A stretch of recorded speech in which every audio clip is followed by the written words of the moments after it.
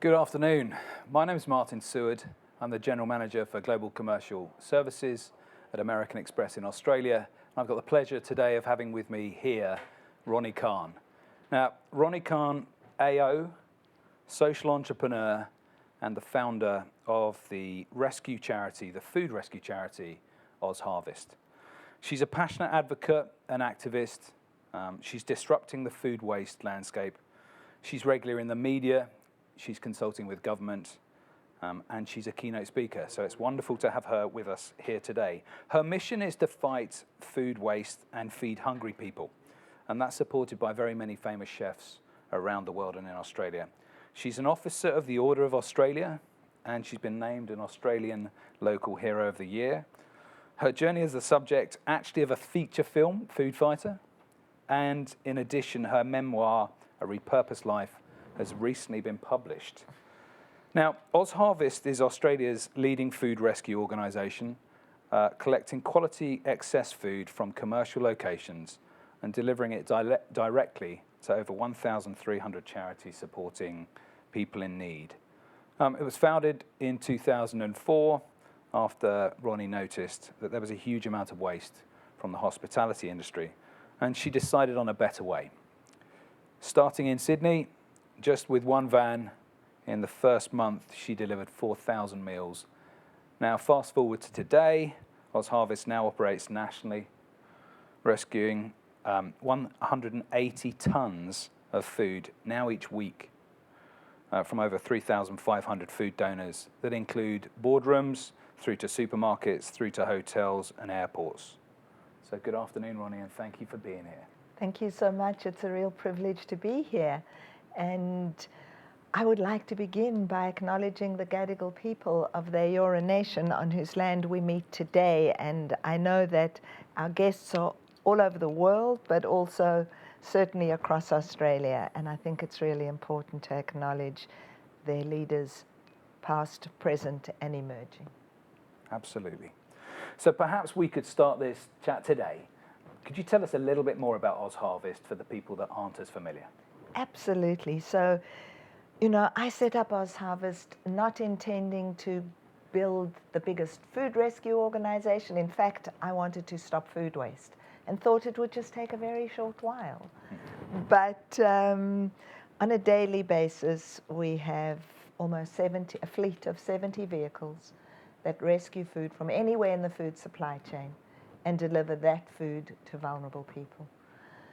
But we also, in order to combat this notion of food waste, we have education programs to make sure that we understand the value of food, as well as people that we deliver food to being given an opportunity to learn about sustainability and to learn about how to cook. And we run education programs in schools to make sure that if young people can start understanding the value of food, because $20 billion worth of food goes to waste just in Australia. It's extraordinary. Yeah. And I know you've just launched your recent memoir, A Repurposed Life. Have. Could we start by, exploring what is a repurposed life to you? Yeah. I think that through my whole life, I've always had purpose. At one point it was to get through school, and then it was to make a living, and then it was to look after my children. I think the reason I called the book A Repurposed Life is because when I came to the understanding and the question, what is it I can do for the world, not what can the world do for me, my life shifted and changed. And I think in that instance, I built for myself a repurposed life, because it had a focus and a meaning that was way beyond me. Tell us more about that meaning.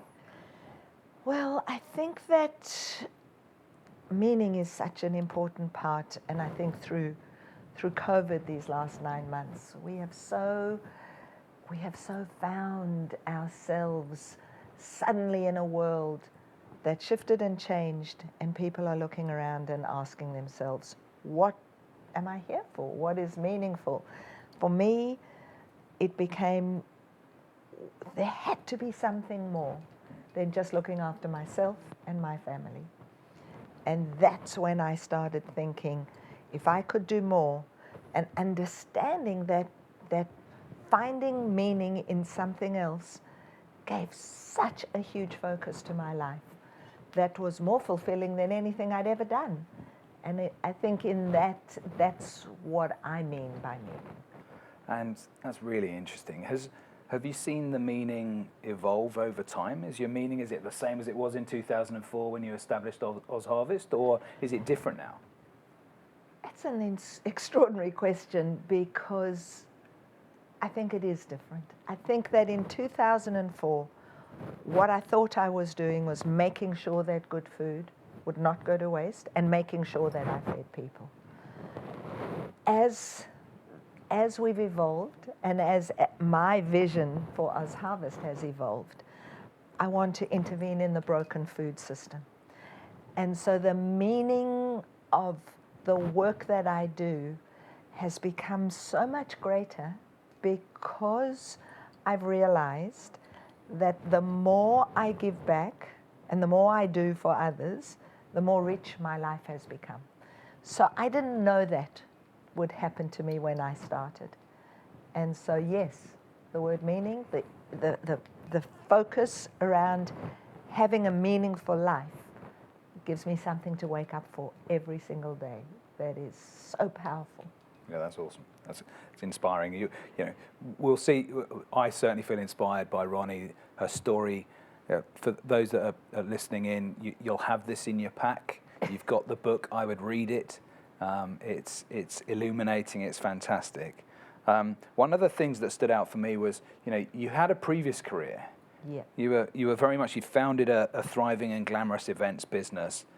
What inspired the pivot to giving back a little bit more? Not that you weren't giving back before, but giving back even more. What inspired that? Yeah, I think, in my event life, I'd built up this business.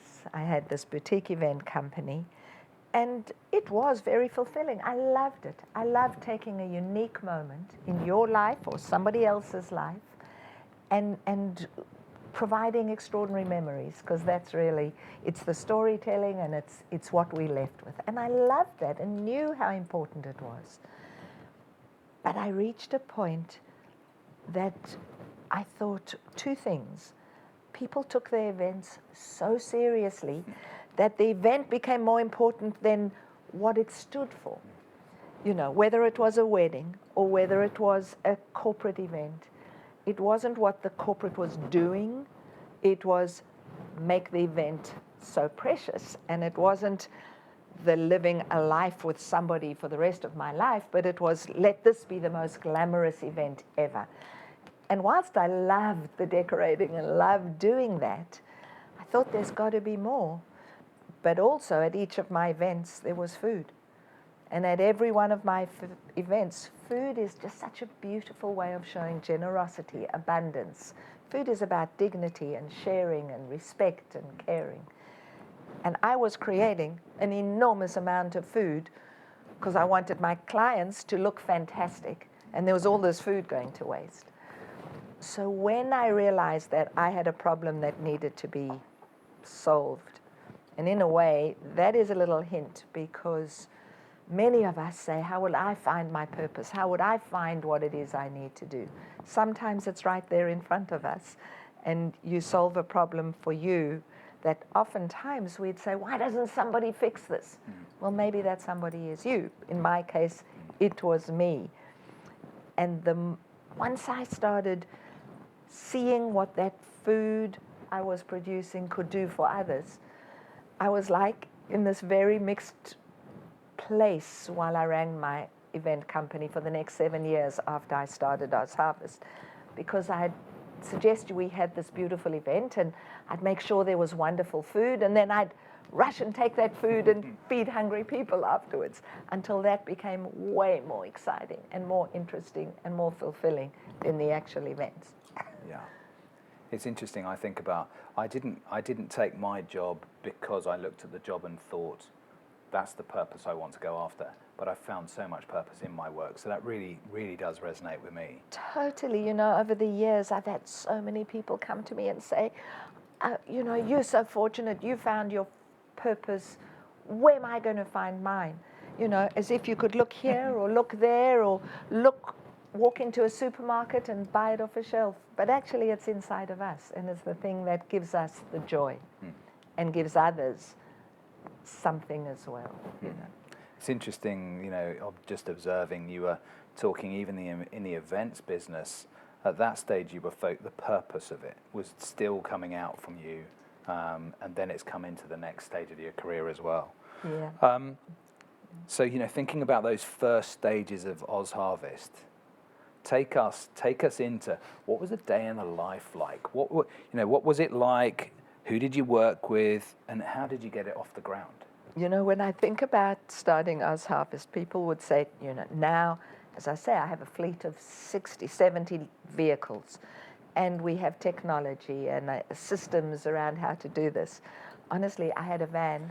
Our first vehicle would run around Sydney, and people would call and say, I see your vans everywhere. There was one van running around, and it was me. Somebody would call and say, there's a cupcake in Palm Beach.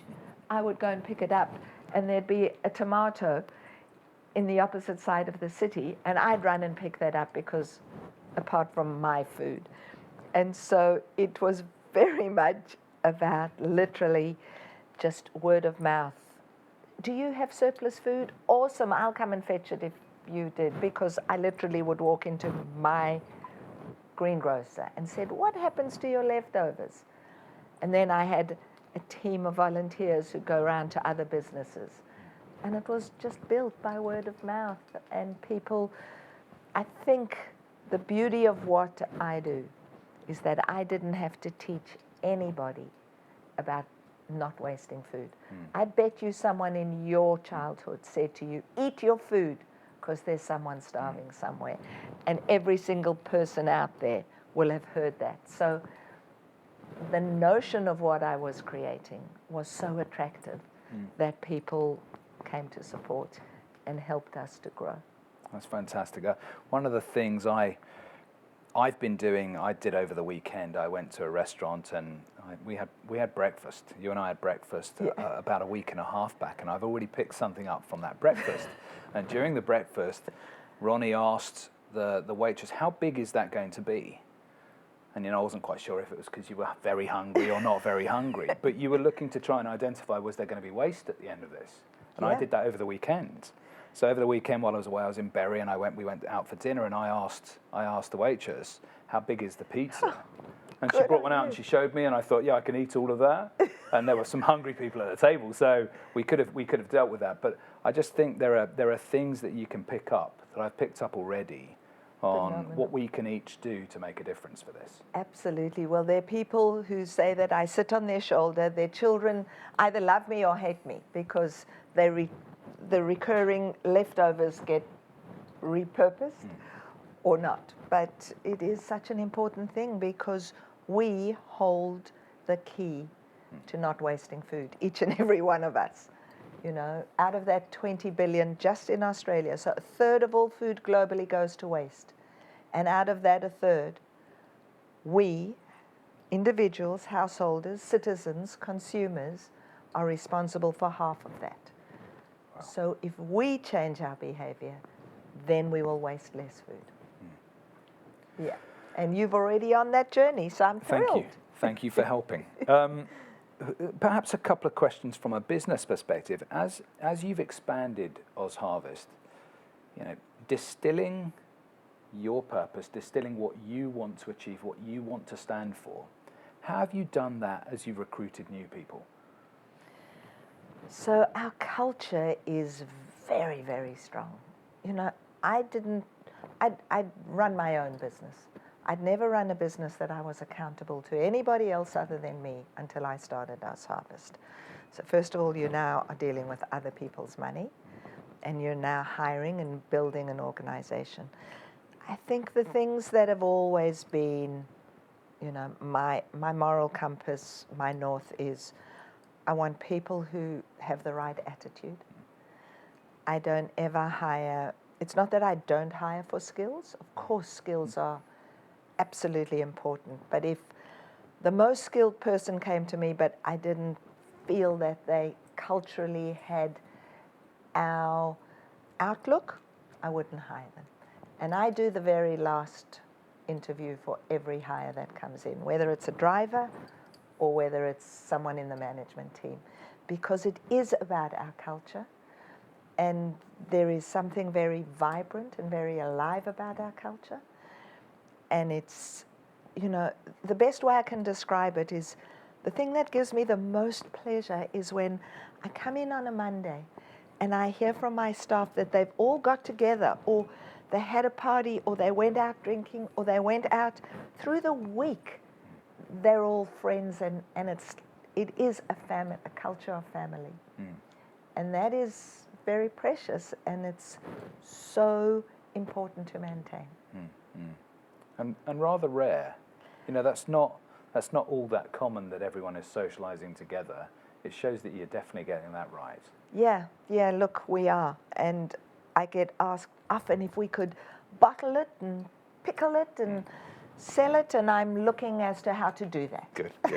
Maybe I can come into business with you on that one. That sounds like a great opportunity. For sure. Now, second thing for all of the people listening in, what advice would you have for them on some steps that they can take themselves for their organisations to create more social change?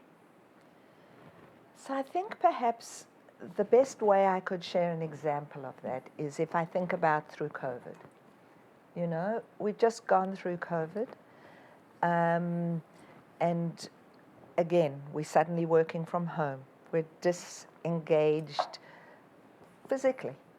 You know, I said from the day they started talking about social distancing, I said, that is the wrong term. What I want is, I want you to physical distance. I don't ever want you to social distance. There's a fundamental difference between that. You know, and everyone globally is talking about social distance.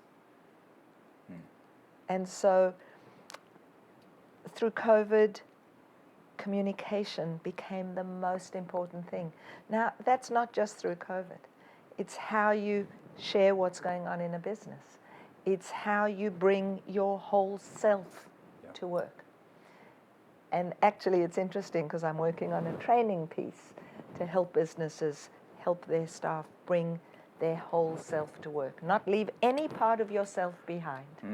Because when you are your full self, that's when you can be authentic and filled with compassion and caring, and be every part of you. If you leave some part of you at home because you're scared that your office people won't like it or the business won't like it, then how can you be fully engaged? And belonging and full engagement is what every business aspires to, that their people don't want to leave, that they believe, that they're value-led. And so it's all about living those values. It's not acting, it's not talking about them. It's not saying this is, you know, any business can say we have integrity, authenticity, and, you know, honesty. Well, if those are your values, if you have to spell those out, what are you know, how do you live those things? Yeah, that's very interesting, that, you know, this concept of, you know, bringing yourself to work, your whole self to work, is quite a courageous feat, because there's fear there. There's fear, Totally. but courage is not an absence of fear. It's actually taking action despite fear to overcome it. So I think that's a lovely. Now, I'm going to ask one further question, and then would love to take any questions that might have come in. As I was thinking about the conversations we've had, I thought you've been inspiring. You've been inspiring in so many different ways. There doesn't seem to be a challenge that you don't seem to take on. You've lobbied governments. You've advocated for the marginalised in society. What drives that motivation, and what advice would you give to others that want to, you know, stand up and make that difference? This might be time for my teaspoon. So I think, first of all, what drives me is knowing, in the Jewish religion, there is a saying that if you change the life of one person, you have changed the world. And I find that very powerful. And so knowing every day that I get up that stuff that we do is literally changing lives is hugely important. But in my book, the afterword in my book is the story that, if you'll allow me, I'll quickly share, because I think it's really important. And I know everyone will read it when they read the book, but it's okay because it's a message you can get many, many times. So this is a quote that's based on an author, Amos Oz, an Israeli author that I read, and I think is very powerful. And it goes like this. In the event of a huge conflagration, like a fire, we as human beings all have three principal options as to how we behave. Number one, we can look at that fire and run as fast as we can and leave those that cannot run to burn. Number two, we can write a letter to the newspaper demanding that those that started that fire get punished. Or we could start a demonstration about it. Or number three, we can run and find a bucket. And if you cannot find a bucket, run and find a jug. And if you cannot find a jug, run and find a teaspoon. Because every one of us has a teaspoon. And I know that a teaspoon is tiny. And the fire is huge. But there are millions of us, and if we all use our teaspoons, we can put out that fire. And so I want to create the order of the teaspoon, where each and every one of us walks around with our teaspoon. You might notice that I do wear a teaspoon in my ear to remind me that I have to use my teaspoon every day. So what I would like to leave with all of you is, if you wouldn't mind, if you were here in person, I would be calling on somebody to come and collect this teaspoon, but I can't give it to you. So what I want you all to do is to put your hands together. Put your hands together. Thank you. I want you to look into your hands, because in your hand is your metaphorical teaspoon. And I want to take that teaspoon, I want you to put it in your heart. And I want you to keep your teaspoon there and use it every day. Thank you. Thank you. That's my answer. That's awesome. That's awesome. Now, do we have any questions that have come? We do. Please do. We sure do. Thanks so much for that, Ronni and Martin. That was a fantastic session. We have a question who's come in from Amelia. This is for Ronni. So Ronni, we know about your success here in Australia. Amelia would like to know, have you thought about expanding your business and elevating, those personal motivations that you've spoken about across other markets to try and reduce food waste? And the example that Amelia has given is the United States, where portion sizes, you guys spoke about that, they're enormous in some cases. Yeah. And we'd imagine that there's equally as enormous wastage as well. So thank you. We have UK harvest, we have South Africa harvest, we have Kiwi harvest. Japan is just in the process of creating Japan harvest. I have a couple of people in America who've reached out. So my goal is to share our model everywhere. I never started Oz Harvest to create the biggest global food rescue organization, but we do have a model that is duplicable and that we can teach. We know that there's versions of what we do in America. Apparently there's nothing in the way that we do it. A champion needs to put up their hand, and I will teach anybody how to do that. Wonderful. Thanks, Ronni. The next question, we have people in our audience today dialing in, of course, working for a number of different companies and corporations of different sizes, but of course everyone dialing in is human as well. So we're looking at it through a couple of lenses. What do you think is more important, individuals making changes or corporations? So my answer is very simple. There would not be a corporation that isn't made up of people and individuals.